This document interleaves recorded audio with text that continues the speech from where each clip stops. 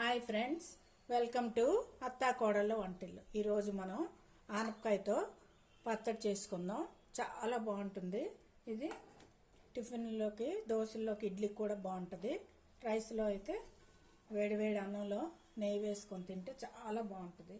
దీనికోసం మనం ఒక కళాయి పెట్టుకుందాం.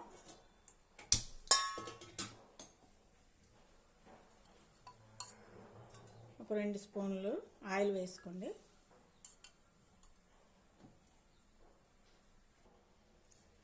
ఆయిల్ వేడెక్కింది. దీంట్లో 1 స్పూన్ ధనియాలు, ఒక 4-5 రెమ్మలు వెల్లుల్లి వేసుకోండి.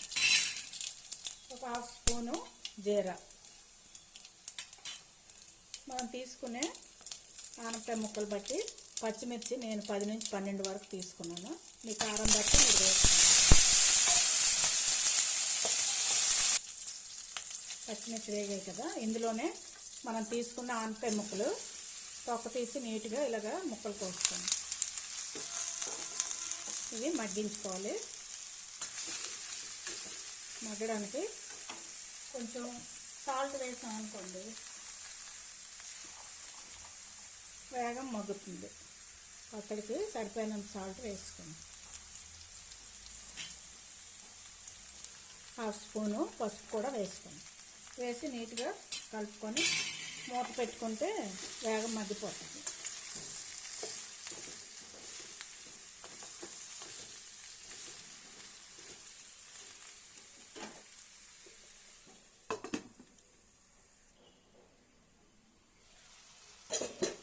కొంచెం మగ్గింది కదా, ఇప్పుడు ఇలా చింతపండు వేయండి, ఒక 3-4 ఇంచుల్లాగా.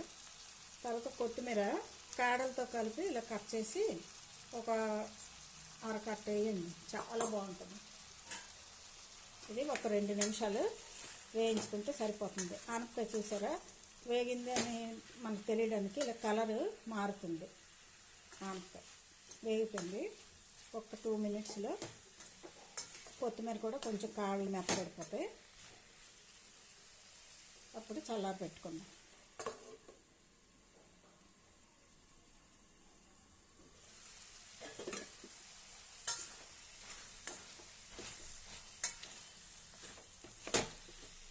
పొయ్యి ఆఫ్ చేసుకొని ఇదంతా బాగా చల్లగా అయ్యాక మిక్సీలోని కొంచెం బరకగా తిప్పుకోండి. పొయ్యి ఆఫ్ చేసుకొని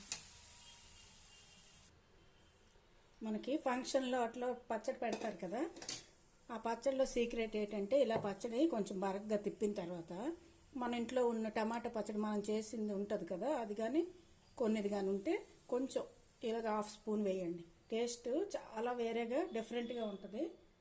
ఇది వేసి ఒకసారి తిప్పుకుందాం. చూసారు కదా, ఇలా తిప్పుకొని ఇది ఒక దాంట్లోకి తీసుకుందాం. ఇలా పోపు కోసం కళాయి పెట్టుకున్నాను.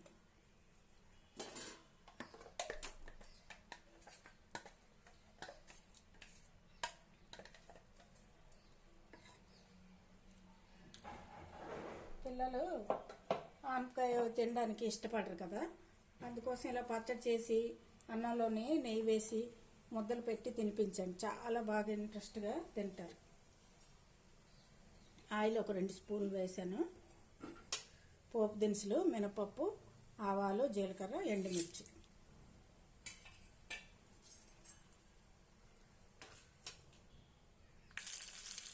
కరివేపాకు ఇలా కట్ చేసి వేస్తాను. పోపు బాగా వేగుతుంది కదా, ఇలాంటప్పుడే ఇంగువ ఒక 1/2 స్పూన్ వేయండి, ఎక్కువ అక్కర్లేదు, చాలు.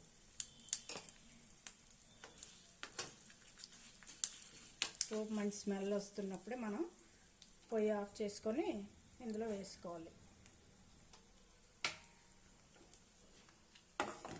చూసారు కదా,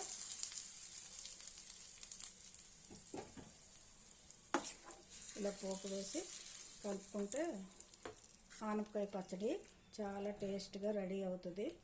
రైస్లోకి, టిఫిన్లోకి అన్నిటికి కూడా బాగుంటుంది. సర్వింగ్ బౌల్లోకి వేసుకుందాం.